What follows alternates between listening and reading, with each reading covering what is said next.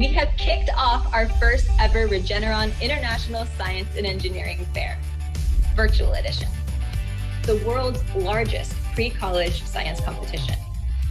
The contributions of every student further their and our understanding of the world and improves the way that we work and live, representing over 50 countries, regions, and territories. Let's take a look as we get together around the world.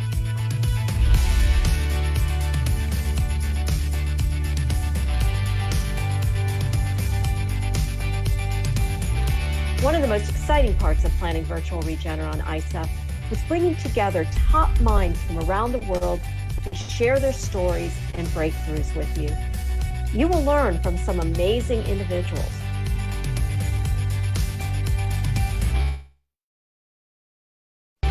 About the forefront of discovery. Through a lot of times of turmoil and darkness come a lot of innovation. The COVID-19 pandemic has forced us all to think differently. Learning can happen anywhere and oftentimes in unexpected places.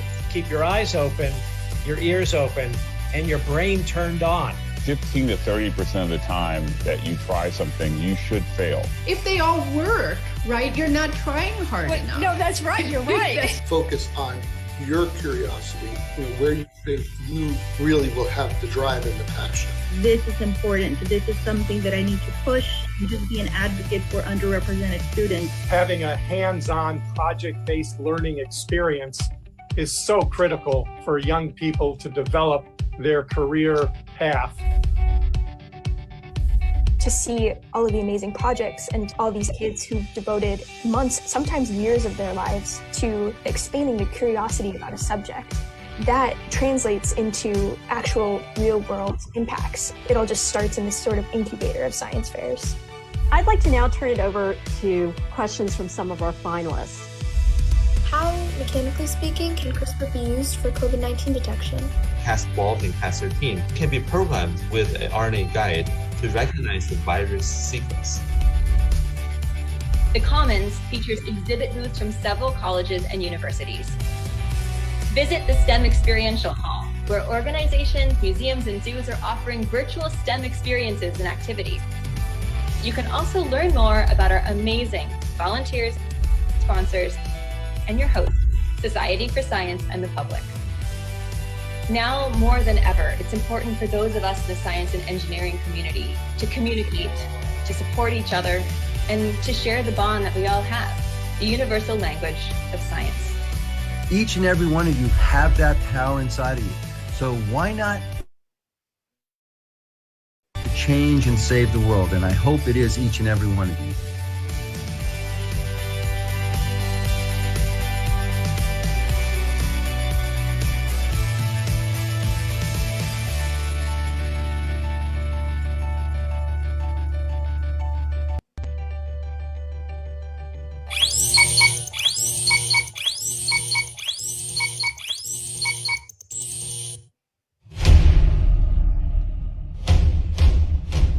We think, investigate, create, innovate, and we collaborate. Strengthening pre-college research in the Philippines, driving youth's passion for science through intensive seminars, workshops, and rigorous training. It's something new, exciting, and relevant for you with the prevailing value of an ISEF finalist. This 2020 and beyond, we, the Niap network of ISEF Alumni Philippines, is officially coming back. Come and join us as we mold young Filipino scientists and researchers towards promoting science for the public for a better world to live. Together as a community, as fellow science-driven individuals, we will continue to aspire, thrive, and transcend limitations. We are the network of ISEF Alumni Philippines. Hello, hi, and good afternoon. Welcome to the second part of the ISEF Alumni Stage Series of the network of ISEF Alumni Philippines, or Niap.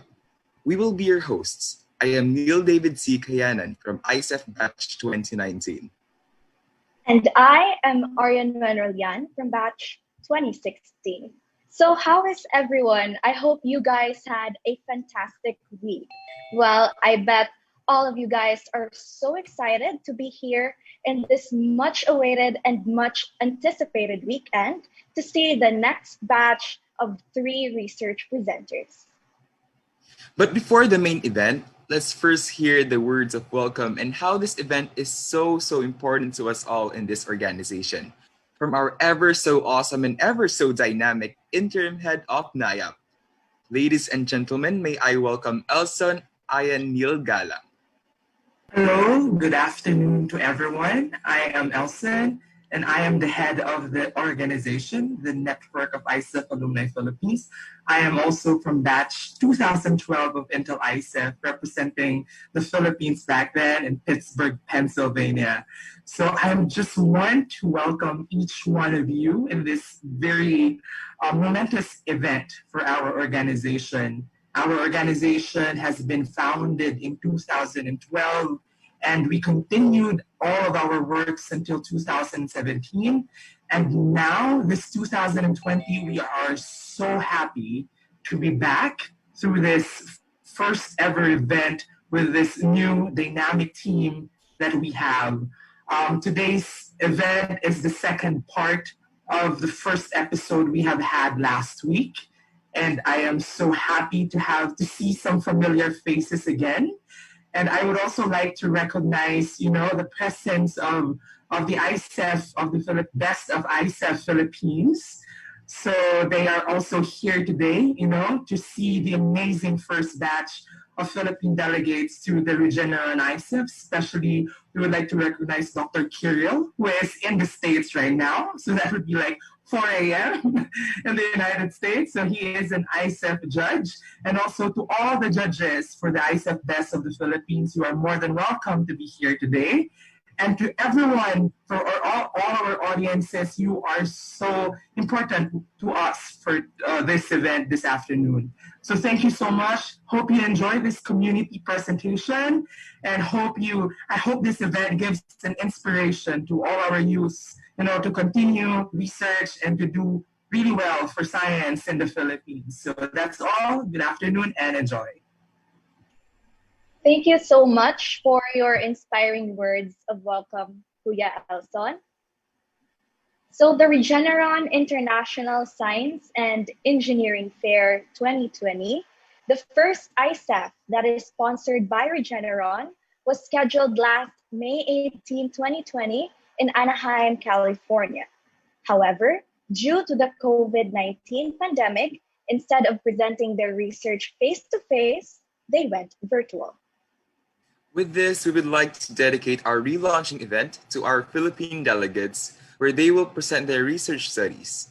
For each set of presenters, we will be giving them 5 minutes to share their research study. After that, we will have a general open forum to share their personal experiences in the field of research. To top it all off, we will have an interactive open forum with the audience for the presenters to further share their learnings while doing their researches. Are you guys excited? Because I sure am. Yes, we are all excited, Neil. So without any much further ado, let's go straight to the first presenter. First, we have Marian Ledesma from Negros Occidental National Science High School, Senior High School, who explored the potential of nanotechnology in absorbing organic pollutants and bacterial pathogens in contaminated water. Marian, you may now share your screen to start the presentation.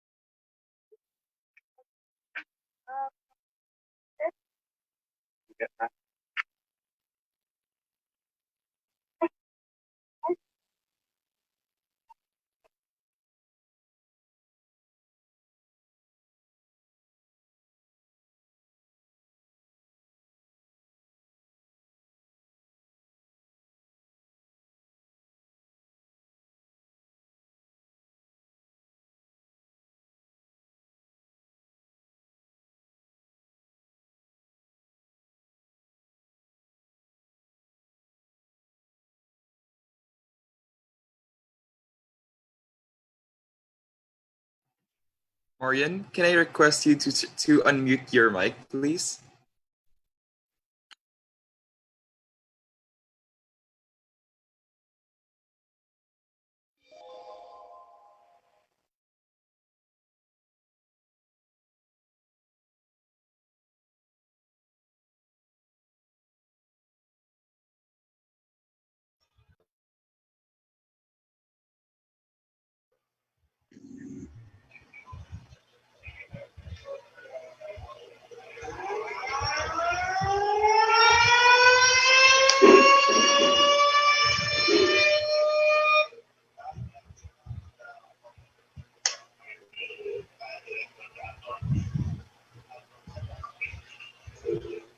My presentation seems to be lagging.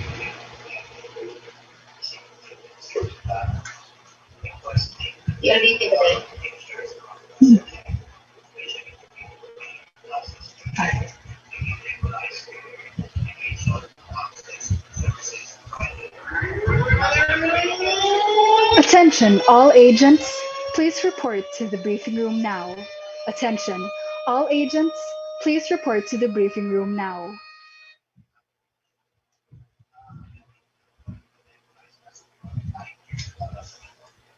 Welcome, agent. Here is today's emergency. Codename EDSA MGO. Continue briefing. In the scenic body of water lurks danger.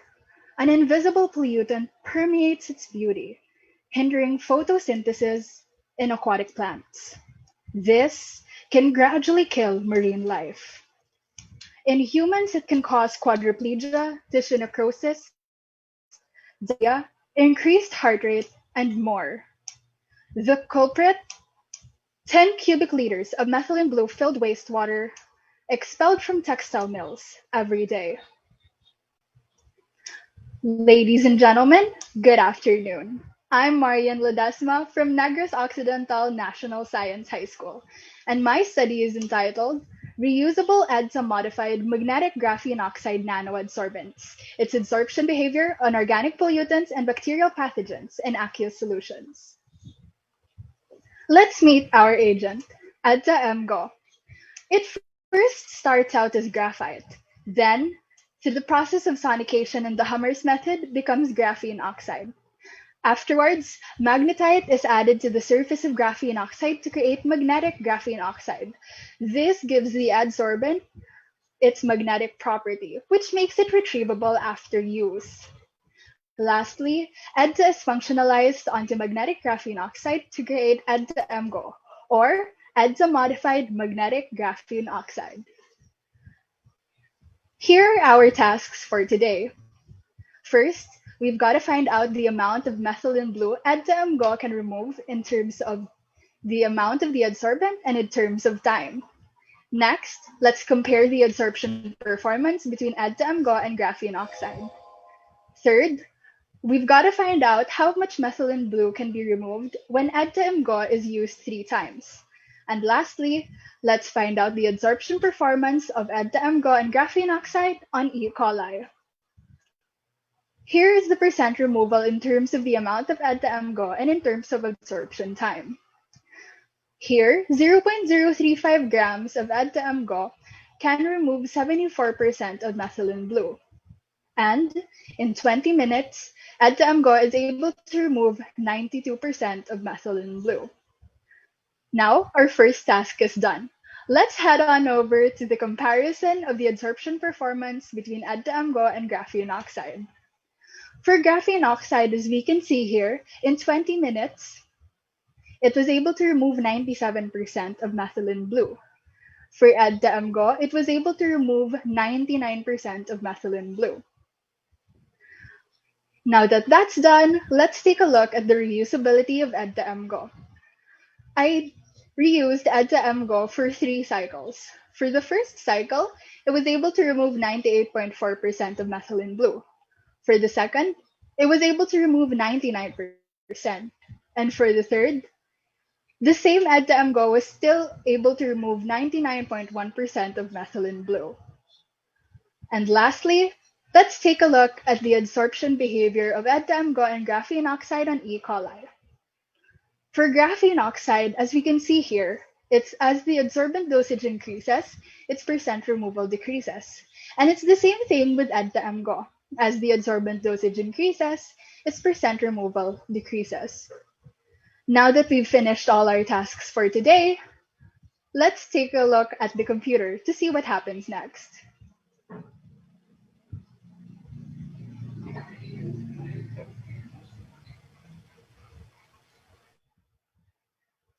This leads us to the following conclusions. First, the more EDTA-MGO used, the more methylene blue it'll absorb. Second, EDTA-MGO has showed rapid absorption of methylene blue, reaching equilibrium in less than 20 minutes. Third, the comparison of the performance between EDTA-MGO and graphene oxide showed that EDTA-MGO has the better adsorption performance. EDTA-MGO can be reused for 3 cycles. And lastly, graphene oxide and EDTA-MGO both show decreasing percent removal of Escherichia coli as adsorbent dosage increases.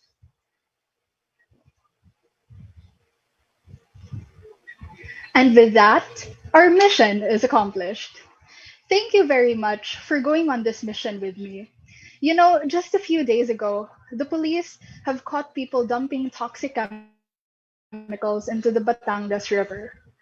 As EDTA-MGO is also known to absorb inorganic pollutants like heavy metals in water, now that we know it can also absorb organic pollutants such as methylene blue and bacterial pathogens like E. coli, I hope that this project can open opportunities to improve the country's water system and enable future researchers to discover what this tiny adsorbent can do more. Thank you for listening, and always remember, not all heroes wear capes. Sometimes they wear lab gowns. Once again, thank you very much. If you have any question, here are my contact details.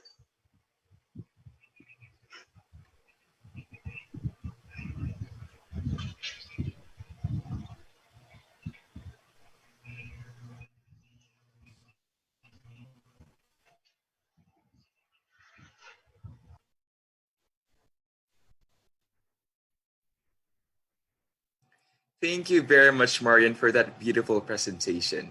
I think we can now proceed to the next presentation. Here we have Chloe Heather Eliano and Adoniram Balagtas and Thea Marie Lumabi from Caloocan Science and Technology High School, who created a device that aids motorcycle riders to drive safely along the road. You may now share your screen to start the presentation.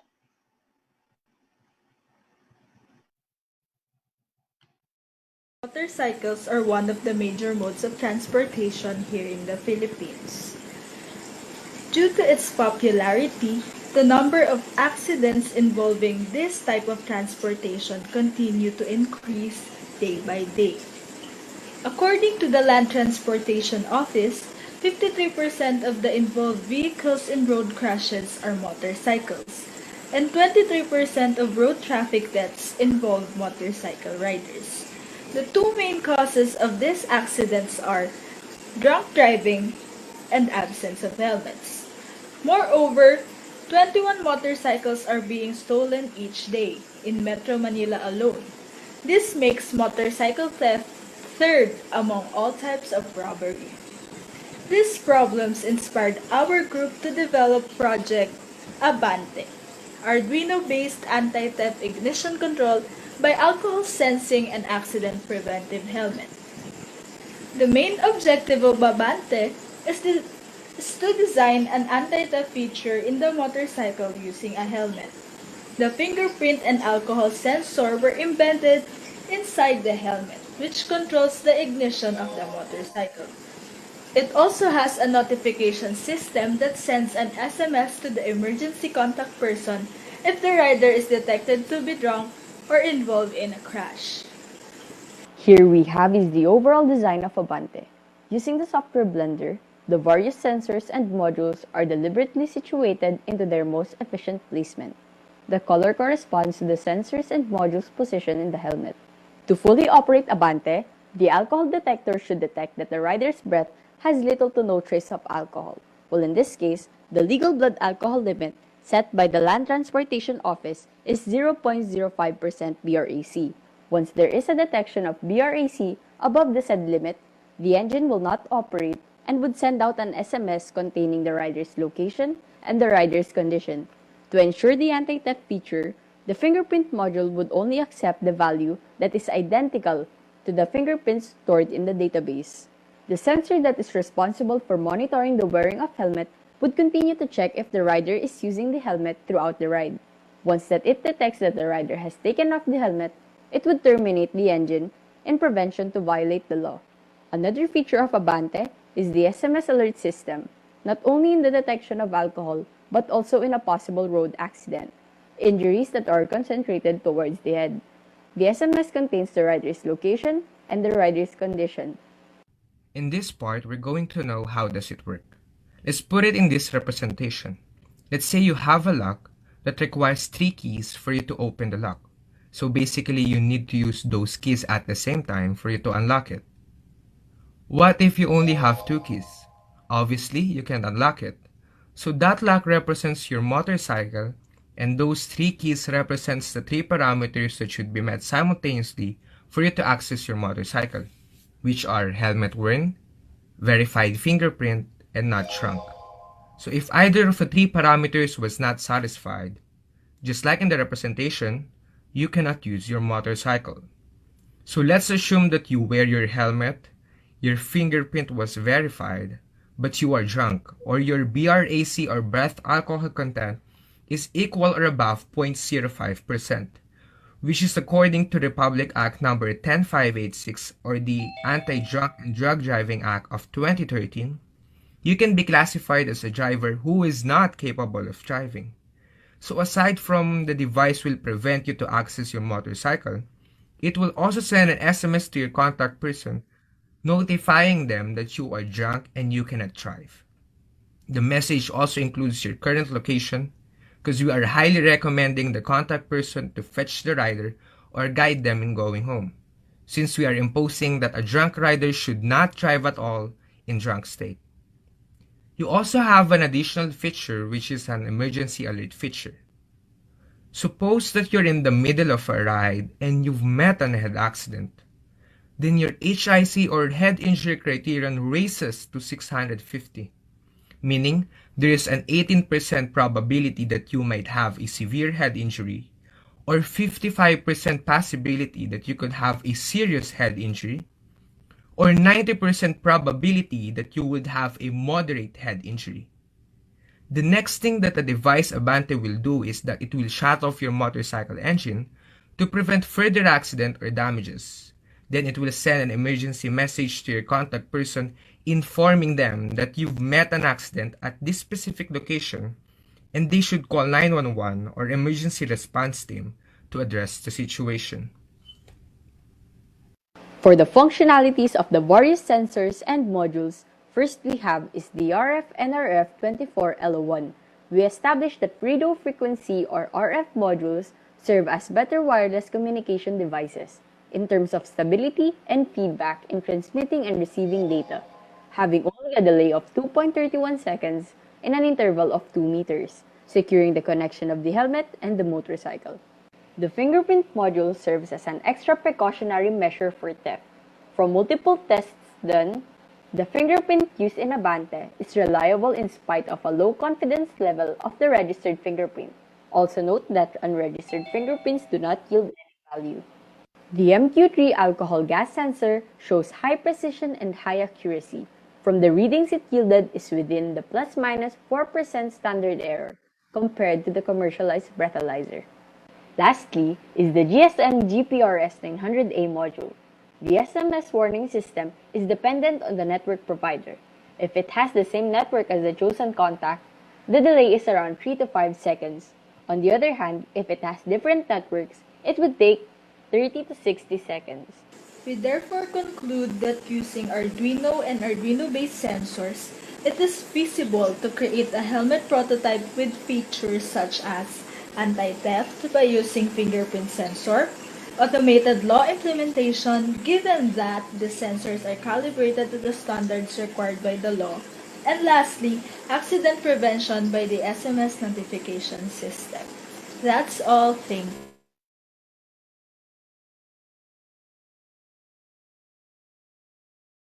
you. Thank you so much for the presentation. Before we proceed to our last presenters, let's first have a mini icebreaker. Here we have Aryan to take over. Aryan?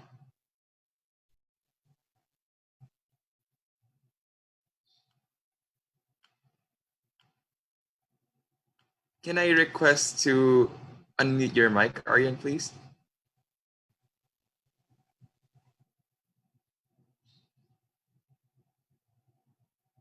There we go.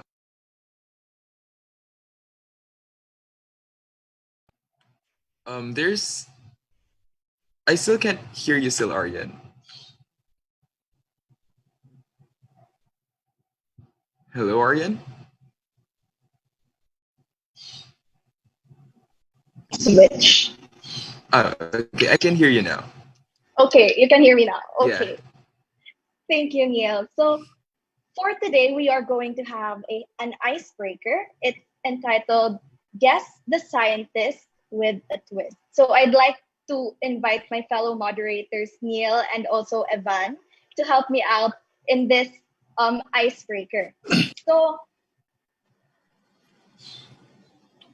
So for today, we are going to show you parts of a scientist. So today we are going to show you parts of a scientist's photo. You are going to identify that scientist. They may be local or international scientists or inventors. And once you know the answer, you're gonna chat it in the chat box below. So the person with the most correct answers will be declared the winner and will be receiving a prize from the Niap team. So is everything clear? Yes, I think everyone ready?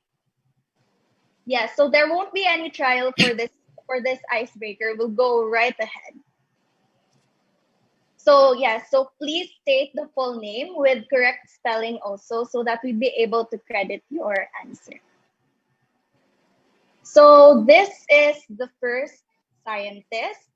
So she is one of the very most famous scientists, I think.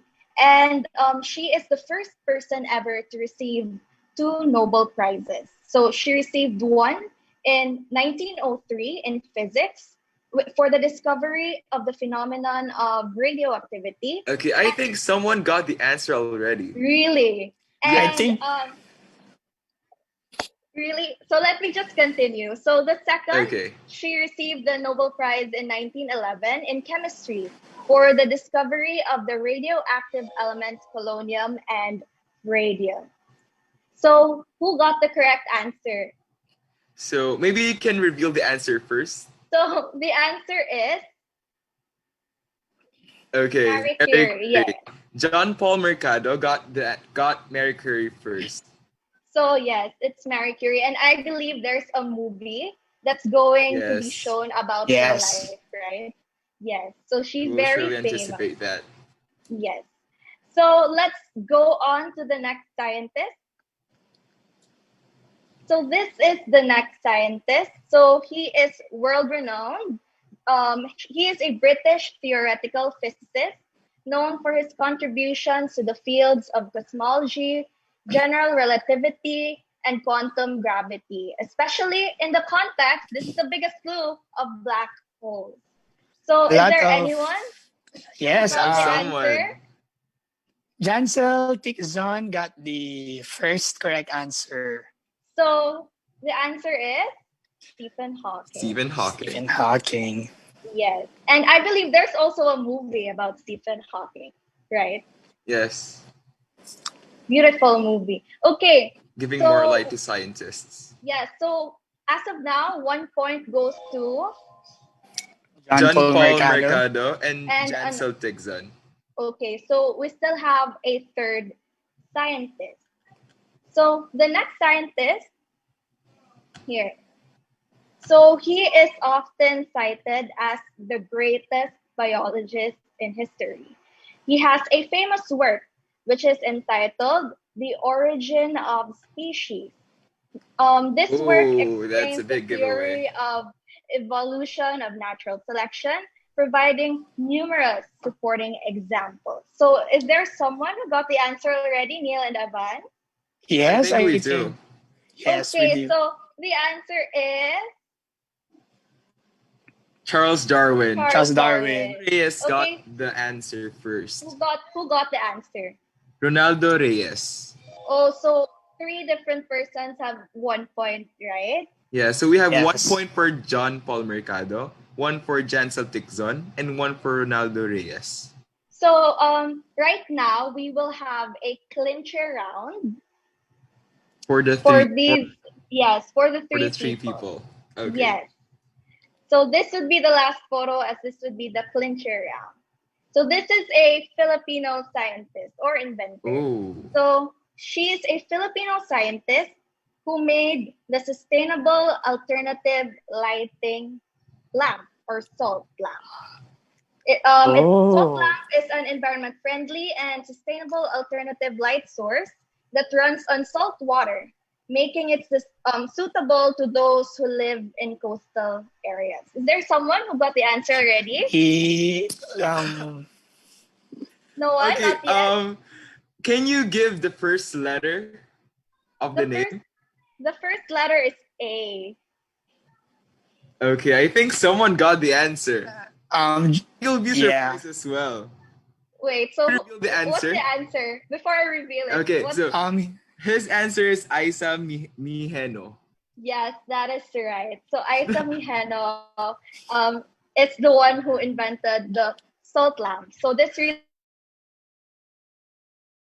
and she even got a lot of awards, not only here in the Philippines, but also in Singapore, in Japan, and in South Korea. So who is our winner? Okay, you'll be quite surprised. Why? Who's our winner? Because the winner from the last is the same winner as today's icebreaker. So we have Mercado as the winner for today's icebreaker. Okay, congratulations. Congratulations. And you know the drill. Kindly PM us in our official Niap page to get your prize. Congratulations once again. Okay. Okay, so I think we can now have our third and last set of presenters. Here we have Arabel Santos, May Libiran, and Juliana Anupol from 1R Liwag Memorial High School with their study that could improve alcohol management by utilizing crude ethanolic leaf extract from water pennyworth. Please share your screen to start the presentation.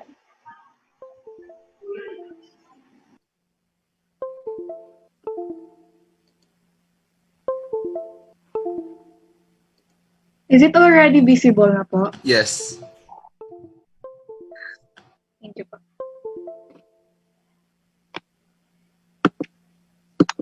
$3 million, an alarming number of lives lost, which accounts for 5.3% of all deaths globally.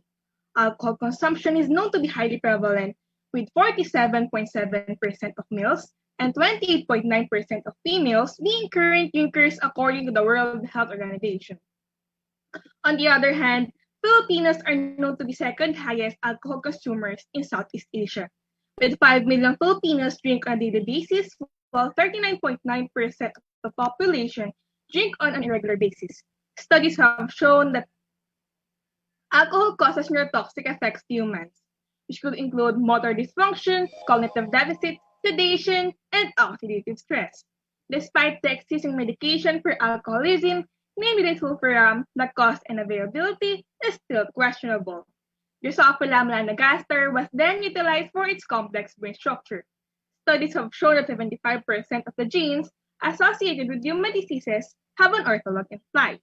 Moreover, the use of natural remedies for treating disorders have been emerging in the recent times. In line with this, hydralcyl verticillata was used to fight the toxic effects of ethanol. The plant was known to have its antioxidant properties and folkloric medicinal uses, such as treatment for headaches, fevers, and muscular dystrophy. Good day, everyone. I am Jessel Milibiran. I am Juliana Anupo. And I am Arabel Santos, and we are here to present to you our study entitled Hydroxytyl verticillata Reduces Ethanol Tolerance And your toxic effects on cognitive and motor functions of Drosophila melanogaster. Now, for the methods. Plant sample was collected in Bayanihan Lipan City, Nueva Ecija, and then it was submitted to UP Diliman for the plant identification. The leaves were then brought to the UST for the extraction and also phytochemical analysis. The test organism, which was the fruit flies, was then acquired and maintained at BML UP Manila. Now, for the preparation of treatments, the extracts was varied in different concentrations ranging from 1 to 10,000 microgram per ml. And then the culture media was then prepared, wherein sweet potato was the main source of fiber. This is where the Drosophila was raised. And then, before the following assays, the flies were anesthetized using carbon dioxide and separated according to their gender. The females were significantly larger than those of males. And then, in the toxicity assay, the flies were exposed to the extracts within 24 to 96 hours and then measured the survival rate. And then, for the sedation activity assay, ethanol sensitivity was measured by exposing the flies to ethanol for 1 hour. Number of flies active was then recorded. And then, for the negative geotaxis assay, motor impairment was observed by recording the climbing activity of the flies under a minute. Then, the aversive phototactic assay is an assay that evaluates the learning and memory of the fly. Number of pass rate was recorded for the learning ability and then repeated 6 hours later for the memory function. And then the DPPH assay, the extract was submitted to St. Mary's University to assess its antioxidant activity. For the results and the discussion, our findings show us that H. verticillata leaf crude ethanolic extract has a significant effect on ethanol tolerance and the resulting effects on alcohol exposure on motor and cognitive functions of the flies. The extract increased the ethanol sensitivity of the flies as tested in the sedation activity assay, wherein higher concentrations of the extract decreases the number of active flies in a shorter time interval, implying that they are more prone to the ethanol sedative effect. Next, the extract at a high concentration can also inhibit the movement of the flies as shown in the negative geotaxis assay. Flies chronically exposed to ethanol induced with high concentrations of the extract showed lower climbing pass rates, implying a decreased motor function, leading to the loss of postural control and also motor incoordination. Next, the extract exhibited neuroprotective potential as tested in the aversive phototaxic suppression assay, which assesses the fly's short-term and long-term memory. The highest concentration of the extract showed the highest pass rate in the PC0 and the PC6 assessments, suggesting an increase in cognitive ability in terms of learning and memory.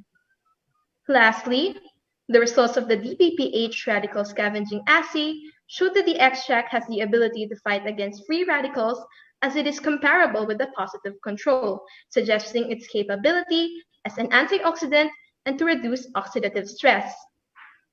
These results suggest the potential of hydroxytyl verticillata in decreasing ethanol tolerance and increasing sensitivity while improving the cognitive ability and can therefore be of use in lowering alcohol consumption, thereby mitigating its neurotoxic effects. That concludes our presentation. Thank you, everybody. If you have any questions, please visit us in the breakout rooms.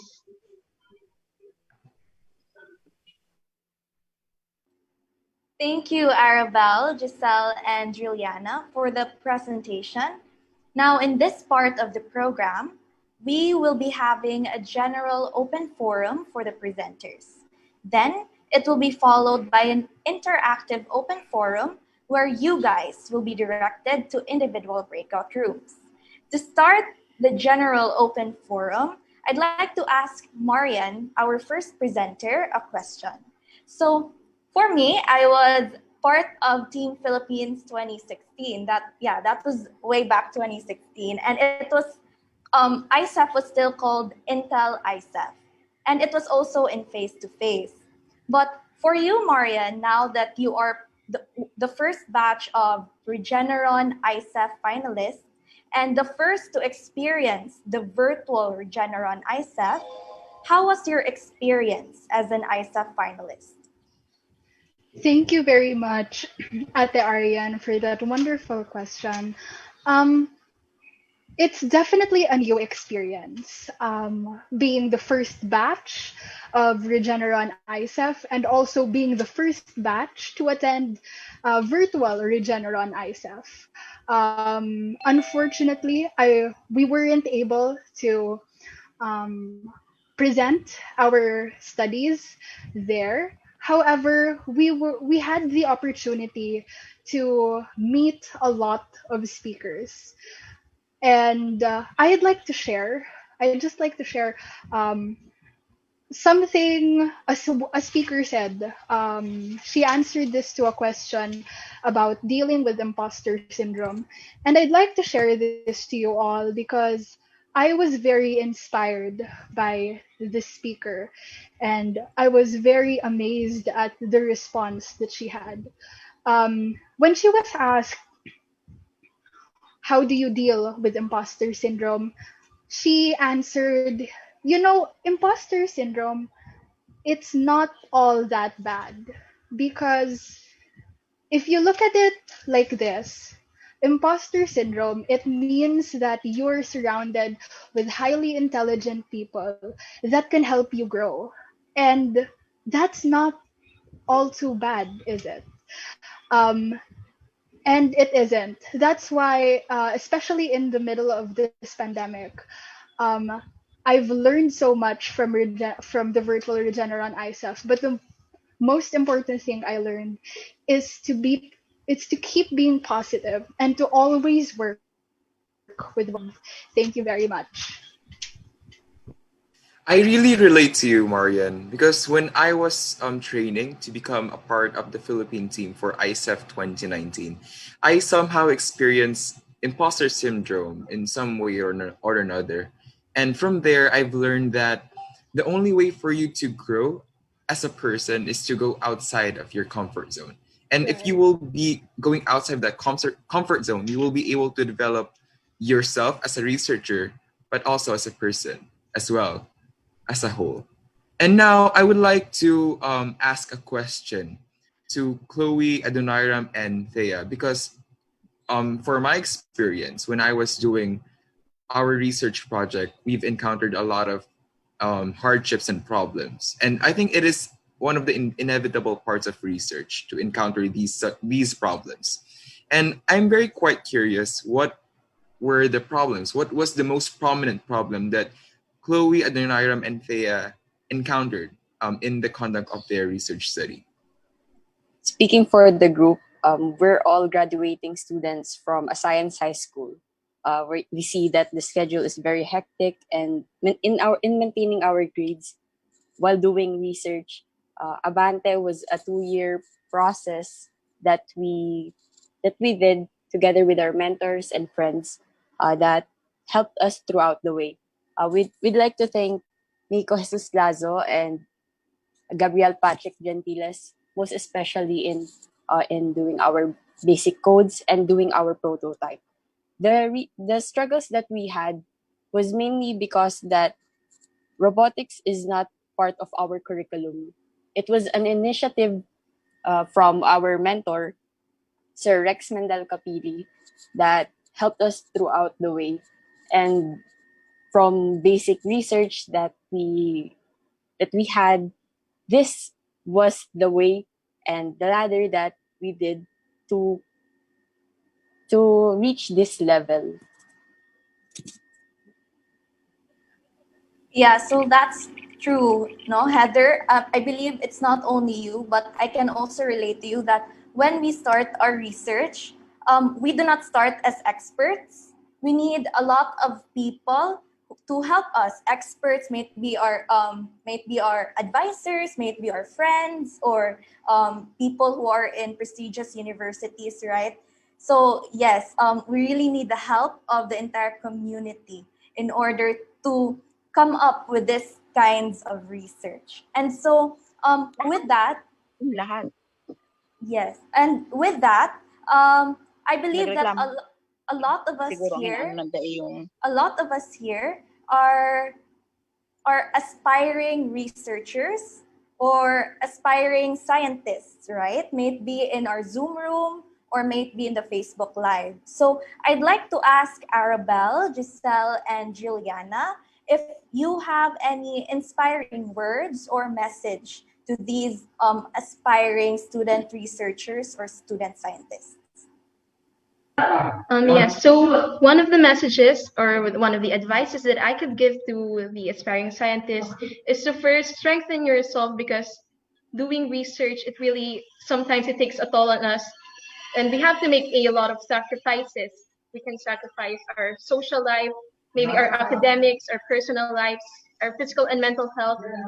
But we should never forget that what we are doing is all for the betterment of our society and for the greater good. And that the reason for research is to make society a better place. So yes. Yes, and always keep in mind that what you are aiming for. Doing research is not just for your personal gain. Rather, it's for the betterment of the society or how you can contribute to the scientific community. It is not the competitions or the awards that will define your research, but it will be the outcome or the improvement or the implication of your research is what will determine the success of what you are doing. And the journey will be hard because there will be a lot of bumps and a lot of problems that will come in your way. But that doesn't mean that you need to stop there. Because research, you always need to break through different walls of just all the obstacles. Because in research, it may be hard, but you just have to remember why you are doing this, why you are still continuing, and who are you doing this for. Because research, yes, as Jessel said, at the end of the day, it's for our society. Indeed, research is maybe hard for others, and it can be very frustrating for a lot. But it is still very much doable. And as you walk through that path of research, it will become more fun as you walk through it, right? And after that, you will definitely enjoy it in the long run. And again, research is not really about personal gain. It is all for a noble cause, and that cause is to contribute more knowledge to the vast sea of information that we have right now. And I think you guys are doing one of the best jobs in contributing to the vast sea of information that we have. And I would like to congratulate all of you. Can I add a comment here? Yes, please, Dr. Kirill. For good research, you always need a very impatient friends. I was doing thin film solar cells, and I had a friend that impatiently waited for us to go for lunch. I did few things in rush, and it turned out these were my best solar cells I ever made. But since I didn't take the data down, exactly temperatures and so on, it took me 3 months to understand what I did during that impatient waiting with my friends. So sometimes we do something, data come out pretty good, but we need to make sure that we understand what happened. And that's part of the science that we all try to strive to. Explaining what your experiment did, repeating it, that this is not just some fluke, So impatient friends can be good. That should be it. I think that is very true. I think we all need those kind of friends, especially when we're doing research. We need those kind of allies that we need to let the stress all out, because we all know that research can be very stressful at times. But having those kinds of friends can really alleviate the stress that we have. Yes, and now I think it's time for breakout rooms. Yes, we will. That wraps up for the general open forum, and I think we are now ready for an interactive one, right, Aryan? Yes. Okay.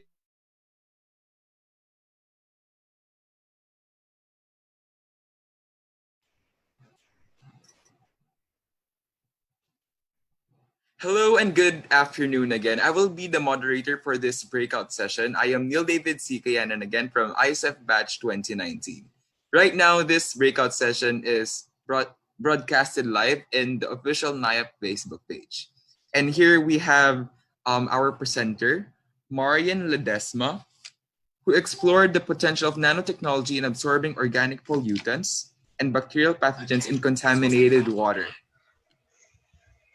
We will be having 5 minutes for this breakout session. And if you want to ask the questions, you can ask them via chat, or if you want to ask them in video, you can type in video and we can ask your question in video format. So while everyone's still composing the questions, Marian, how are you? I'm good. Thank you for asking. How are you? I'm enjoying this program so far, and I'm really learning a lot of knowledge and information right now. And now I have a question for you. What was your inspiration? What really triggered you to create this research study of yours? Well, through the process of my research journey, I have two inspirations. What made me want to start this? Well, I mean, you could say three. What made me want to start this project, first and foremost, is Tony Stark. I'm a big fan of the Marvel Cinematic Universe. And during Infinity War, Tony Stark debuted his suit that was powered by nanotechnology.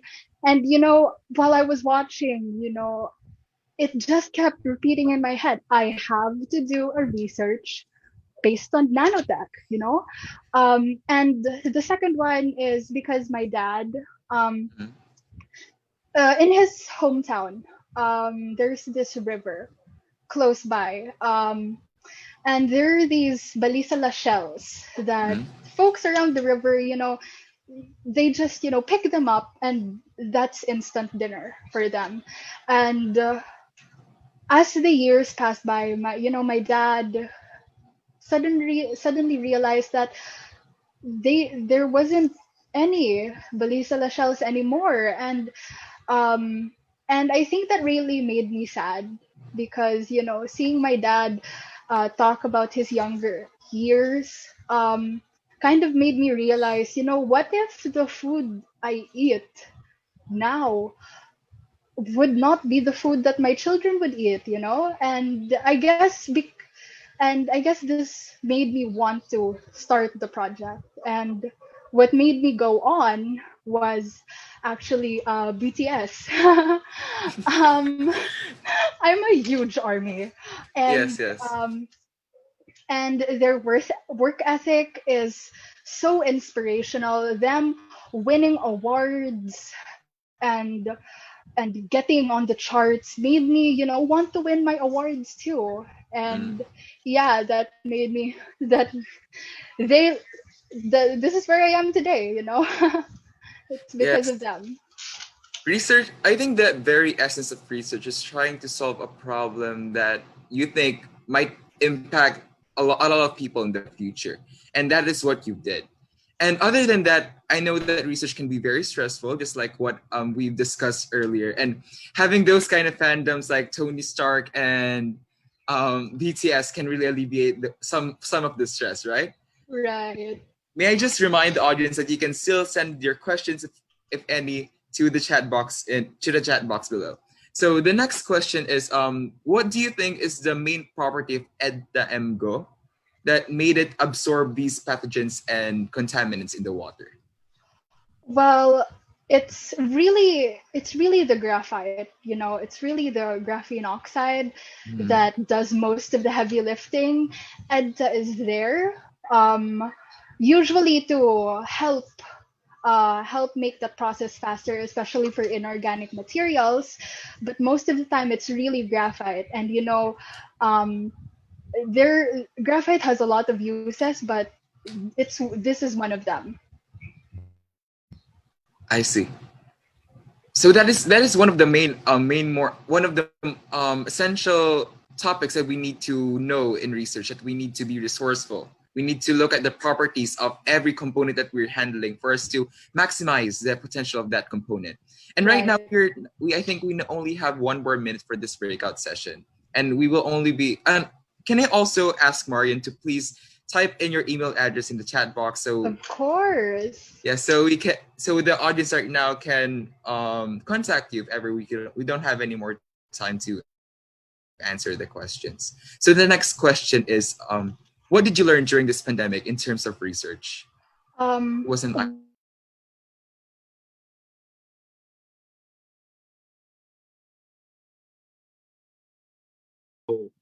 We sacrifice a lot of time when it comes to those things. So any other questions? Question, Aryan. Yes, Ma'am Lolita. Yes. After winning the NSTF, after presenting your project at the Regeneron, any future plan for the projects?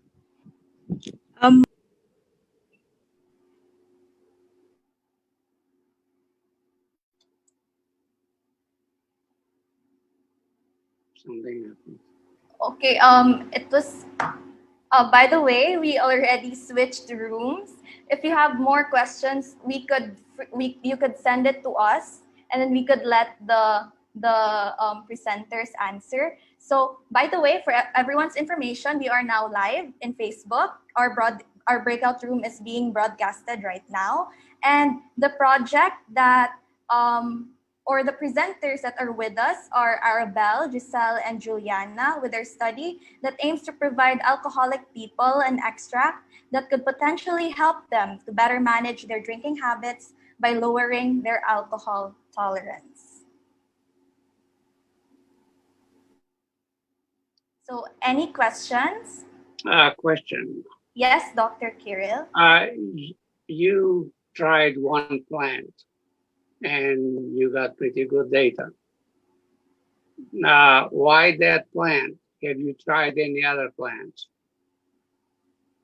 We specifically chose that plant because in our area it is very abundant and underutilized. We really have little use for that plant, so we thought we might use it for better things.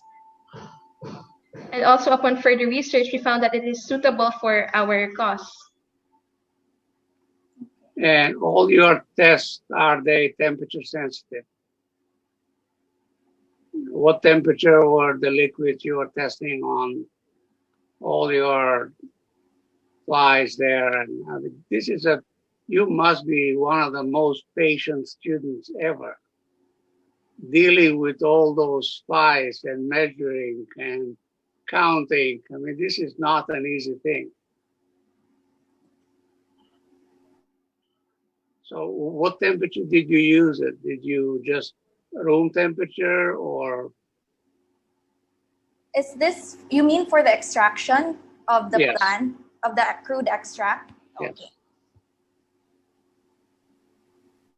For the temperature, it was on 23 Celsius, which is our room temperature in our air-conditioned laboratory. Okay, so we have a question from JG Orino. How did you select the participants or respondents with the fact that you need alcohol drinkers in your study? But from what I understood, you didn't do anything that involves people, right? Not Yes. yet. Okay, so next question from Jesusa Kalingasan. What inspired you to do this study, and how did you come up with this research study?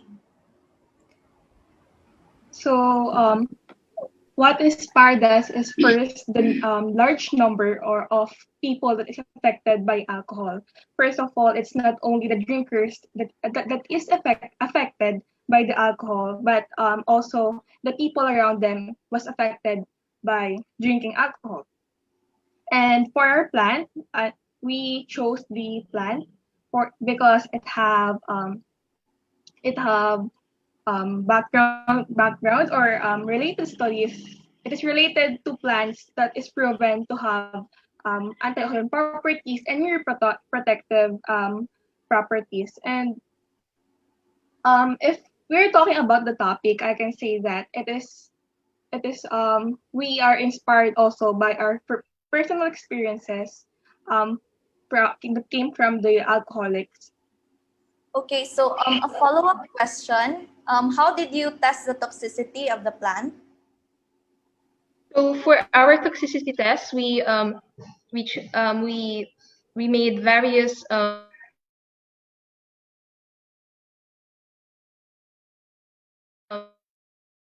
concentrations of our entered it in the culture media of the Drosophila melanogaster, and then we checked daily for 24 to 96 hours and counted the number of dead flies, and we have we have a threshold 90% if we exceeded the 90% threshold of survival, we would consider it non.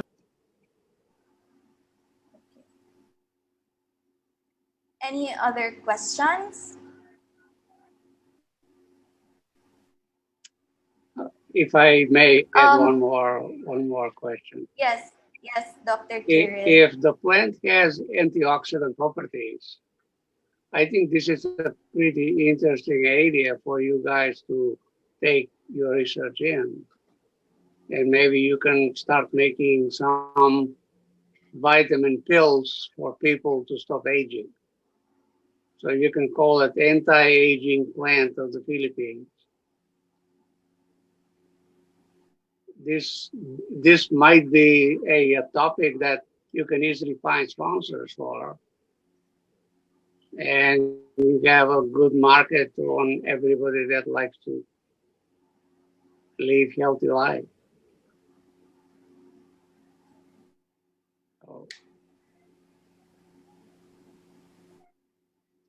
Right, Gerson?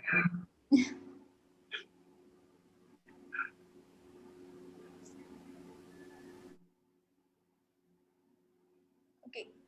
So what was the question, Dr. Kirill? The question is, if the plant has antioxidant properties, why they don't take their research further on the antioxidant properties alone and make it part of the food, part of the diet of the people. Okay. Yeah, actually, our research, what we're gonna do is if it's gonna undergo clinical trials, we would want it to become like a supplement for the alcoholics. But if we're talking about if we're talking about the antioxidant activity, we didn't have the time frame so we can delve into its antioxidant activity. If we had more time, maybe we could have made a different, or we could have added more effect to it. So if we were given the opportunity, maybe we can delve into it more. Okay. So last question before we wrap up for this breakout room. This question is actually from FB Live from Shekinah Espina. Question is, how do we find a good research consultant to help us with our work? I'm sure you consulted some experts on your research. So how do you find a good research consultant? So for our consultant, which is Dr. Mark Paul Medina from University of the Philippines, Manila, Institute of Biology and Microbiology and Molecular Biology, Biological Models Laboratory in UP Manila. We are, since our school is always doing a research, it is kind of a affiliation between our school and and our consultant. So we didn't look for him. Rather, it is a like affiliation already.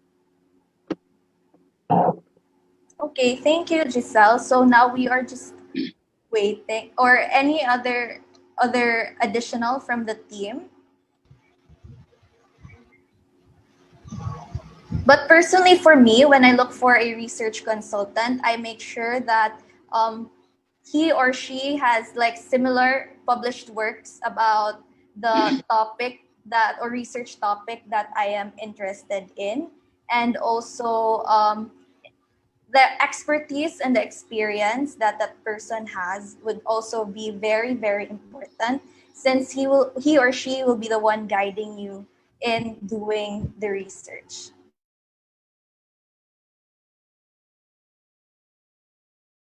Heather Aliano, Adoniram Balagtas, and Thea Marie Lumabi created a device that aids motorcycle riders to drive safely along the road. And I would like to inform you right now, this breakout session is broadcasted live in our official Niap Facebook page. So hello Adoniram, hello Thea, how are you? Hello, good afternoon. Hello, good afternoon po. Good afternoon as well.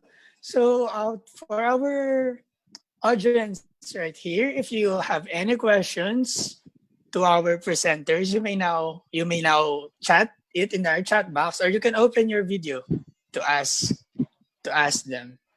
So I think we have Ma'am Ravel here. Hello, Yes, Ma'am Ravel. hello once again. Congratulations, researchers, and good afternoon Thank you. again. I would like to ask the researchers, how unique is your research compared with those smart helmet that are out in the market right now? And what limitations did you encounter in doing your work? Our helmet has different features po. The first feature is anti-theft. It has a fingerprint sensor. Then it has an alcohol sensor that senses the rider if he or she is drunk. And then it has a collision sensor that detects if the rider is involved in a crash. And additionally, it also has a notification system that sends an SMS to the emergency contact person of the rider. For the limitations, we weren't able to test the helmet to human human Participants. humans participants. Yeah.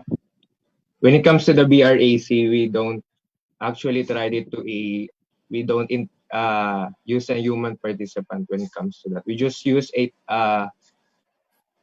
theoretical computation when it comes to that. Okay, thank you so I have much, a Ma'am question. Ravel Salcedo, for your question.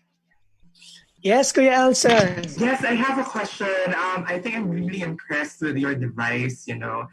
I think it has a lot of potentials. So I think my question, since we would have more time later actually, but Yes. just yeah, the question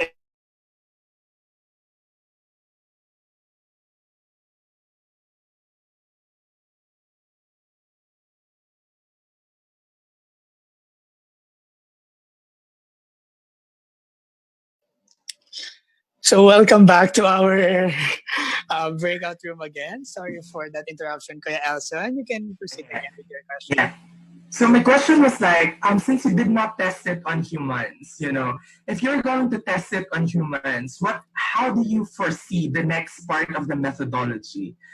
So you created your device, you have the device, it's working theoretically, it's working in terms of how you imagine it. But if you are going to continue your methodology, how do you think should you test it with your humans? How do you envision it? Siguro yun ang interest ko doon. If we were to use it if we were to have human participants, I think BRAC is reliable but not that accurate compared to the BAC or the blood alcohol content. It's very ideal to think that we'd take out blood from the helmet itself. So I think BRAC, I think would still stick to BRAC rather than BAC for the convenience of the rider too. Yes, that's right. Anything else to add to what Kuya Elson has asked? Adoniram or Thea?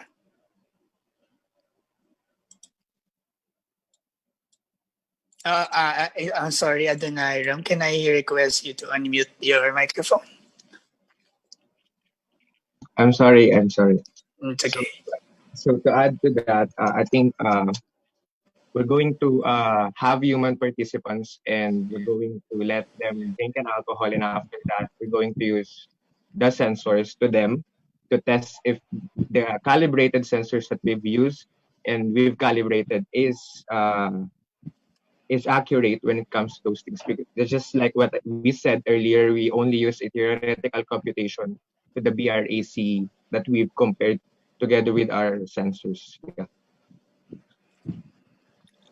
And additionally, I think we would need a lot of help because having human participants is a lot of Yes. work. Yes, that's right. There's a lot of forms to fill up, right? So, well, thank you so much. And thank you as well, Kuya Elson. I hope your question is answered. For our audience here, students, advisors, who has a question for the team Abante, you can now ask. You can either chat or open your video or microphone to ask them in live.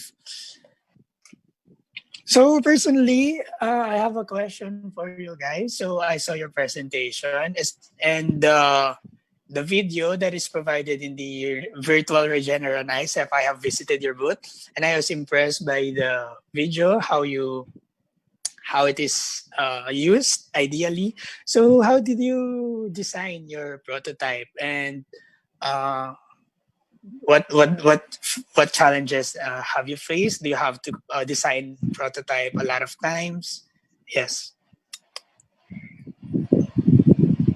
Yeah, we've used software Blender to design the overall design of this helmet, and we've aligned all. Okay, uh, we think for every sensors where we can put it strategically, and then yeah, we align it to the motor vehicle safety standards so that it will be a reliable one. All right. All right. And in terms of the cost efficiency of your prototype, how can you explain it? Yeah, it costs around 3,000 pesos because we individually bought these sensors. But we think that if it will be mass produced, I think it will be more cheaper, and yeah, it will be more convenient for everyone, for every rider who wants to use this device. Yes, if it is commercialized, the price will surely be cheaper than the one right now. Very quick question, siguro. I'm just really so interested in your project. I think it has a lot of potentials. But have you, siguro, if you haven't done this, maybe you could just check how it works in like a different setting, like when it's raining really hard, or when it's too windy, or like when you're in the uplands, like you're in the mountains, without signal. So how would it work? I think that could be like one great potential for your project to really explore. So, kasi right now you're in a very ideal setting, right? But yeah, I think it would be very nice if you could just check on that. Yeah, we've considered just the distance between the two setup, but the environment we haven't tried that. So I think that is a good idea, and that's it. The point to improve on it. I think is When it's okay, sure, Thea, you can proceed. when it's raining naman po, the sensors are inside the helmet. So it's protected with the helmet. yeah. And the other setup was placed inside the motorcycle, so I think it will not add anything to it. Honestly, Kuya Elson, I would like to share with you, nung National Science and Technology Fair, I actually saw their booth and I was really interested. But I think it was kind of a busy day and they weren't in the booth. It's not the public viewing yet. But I was really intrigued by this study. I read it and I was really impressed. So I think you guys really did a great job for your study. Congratulations.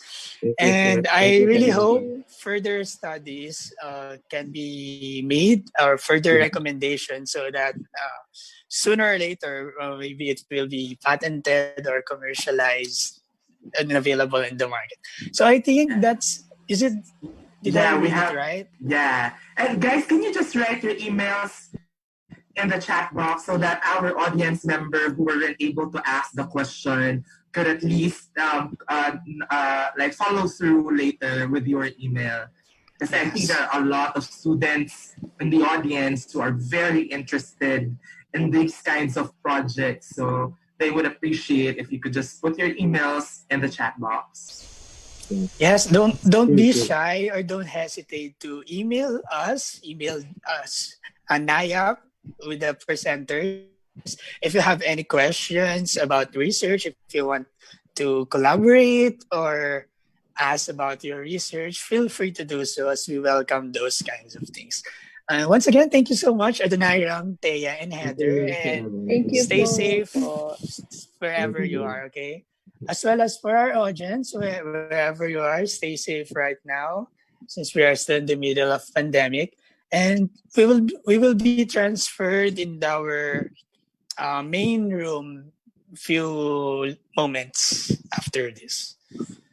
Thank you so much again for participating. Let's now move to the main Thank you, session. everyone. Have a nice day. Thank you.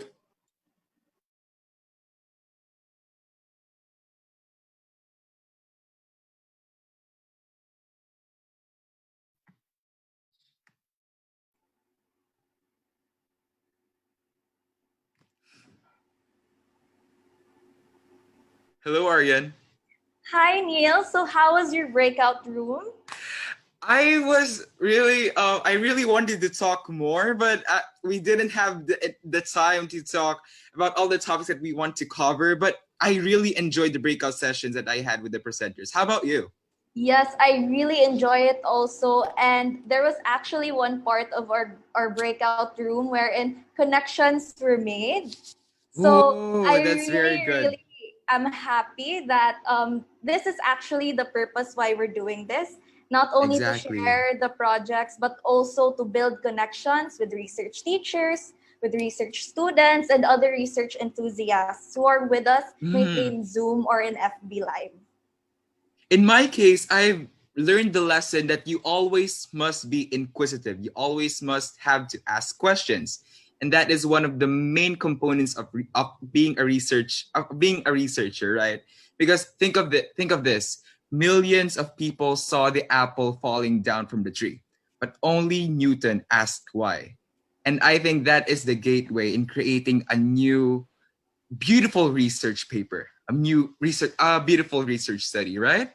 Yes, and I believe that it was not only the two of us who picked up a lot in our breakout rooms and had Yes. a blast in this interactive open forum. So from here, I would like to thank everyone for Yes. joining this event, this two-part event. We started last Saturday and we have the second part right now.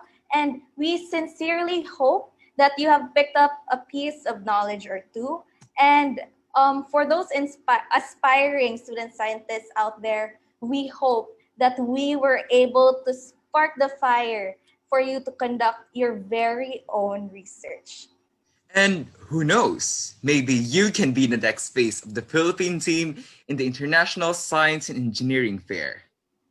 And before we forget, please do follow us on our social media accounts for more updates. So for our Facebook page, we are Network of ISEF Alumni Philippines, Instagram, Niap Philippines, and Twitter, Niap Philippines. And now we're ending the webinar. I think we can have a picture taking, a photo shoot And we encourage everyone to open the cameras. And if you can't, it's still okay. We just want to have this photo to commemorate this milestone in completing the very first episode of Niap. And welcome the new history of pre-college researchers here in the Philippines. Can everyone? Okay. We Everyone say encourage cheese. everyone to open their cameras. So photographer, please do take the picture.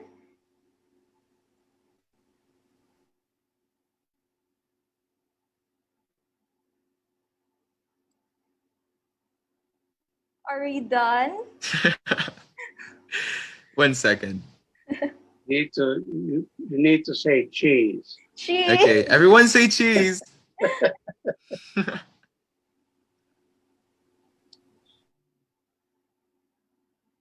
Are we now done, photographer? Are we done? Yes. Okay, thank you so much, Pete. And once again, thank you very much for joining us in the ISEF Philippines Stage Series, Episode 1. And we hope that you enjoy the rest of your weekend. You may now leave the Zoom meeting. We hope to see you in your future events. Take care, everyone, and see you soon. Thank you, everyone. Take care. Thank you. Thank you.